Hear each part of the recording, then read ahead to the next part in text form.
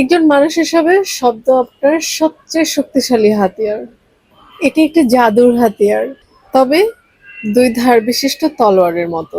শব্দ কেবল একটি ধ্বনি বা লিখিত প্রতীক নয়, শব্দ একটি শক্তি। এটি এমন এক ক্ষমতা যার মাধ্যমে আপনি অনুভূতি ব্যক্ত করেন এবং যোগাযোগ রক্ষা করেন, চিন্তা করেন এবং পাশাপাশি আপনার জীবনের ঘটনাবলী তৈরি করেন। আপনি কথা বলতে পারেন, পৃথিবীর আর কোনো প্রাণী কি কথা বলতে পারে? একজন মানুষ হিসেবে শব্দ আপনার সবচেয়ে শক্তিশালী হাতিয়ার।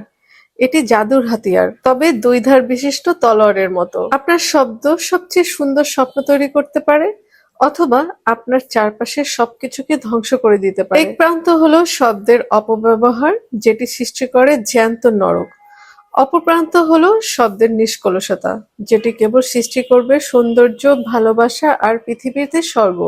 এটির প্রয়োগের উপর নির্ভর করে এটি আপনাকে মুক্ত করবে নাকি আপনার জানার ঊর্ধ্বে গিয়ে আপনাকে দাসত্ব পর্যবসিত করবে। আপনার মালিকানাধীন সমস্ত ম্যাজিক আপনার শব্দের উপর নির্ভরশীল।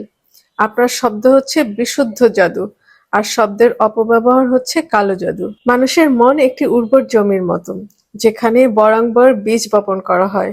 বীজ হলো অভিমত, বিশ্বাস ও ধারণা। আপনি একটি বীজ বপন করেন, অর্থাৎ বপন করেন একটি চিন্তা, এবং এটি বেড়ে উঠতে থাকে। কথা হলো বীজের মতো, আর মানুষের মন অত্যন্ত উর্বর। একমাত্র সমস্যা হলো বেশিরভাগ সময় এটি উর্বর হয় ভয়ের বীজ থেকে।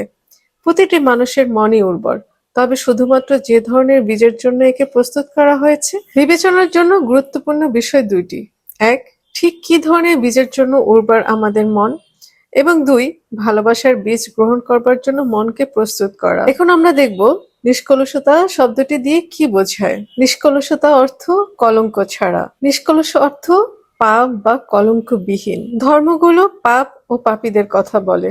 আসুন জেনে নেই প্রকৃতপক্ষে পাপ শব্দের মানে কি। পাপ হলো আপনি এমন কিছু করেন যা আপনার নিজের বিরুদ্ধে যায়। যা কিছু আপনি অনুভব করেন, বিশ্বাস করেন কিংবা বলে থাকেন, যেসব আপনার বিরুদ্ধে যায় তাই পাপ। আপনি যখন কোনো কিছুর জন্য নিজেকে বিচার করেন অথবা দোষারোপ করেন, তখন আপনি নিজের বিরুদ্ধে যান। আর পাপবিহীন থাকা ঠিক তার বিপরীত। নিষ্কলুষ থাকাটা আপনার বিরুদ্ধে যাচ্ছে না। যখন আপনি নিষ্কলুষ, তখন আপনি আপনার কর্মকাণ্ডের দায়িত্ব নেন, কিন্তু নিজেকে বিচার কিংবা দোষারোপ করেন না। নিজেকে প্রত্যাখ্যান করা দিয়ে শুরু হয় পাপ। আত্মপ্রত্যাখ্যান হলো সবচেয়ে বড় পাপ যা আপনি করে থাকেন। ধর্মীয় পরিভাষায় আত্মপ্রত্যাখ্যান একটি মারাত্মক পাপ, যা মৃত্যুর দিকে ঠেলে দেয়। অপরদিকে নিষ্কলুষতা নিয়ে আসে জীবনের দিকে। নিজের বলা শব্দে নিষ্কলুষ থাকা মানে শব্দকে নিজের বিরুদ্ধে ব্যবহার না করা।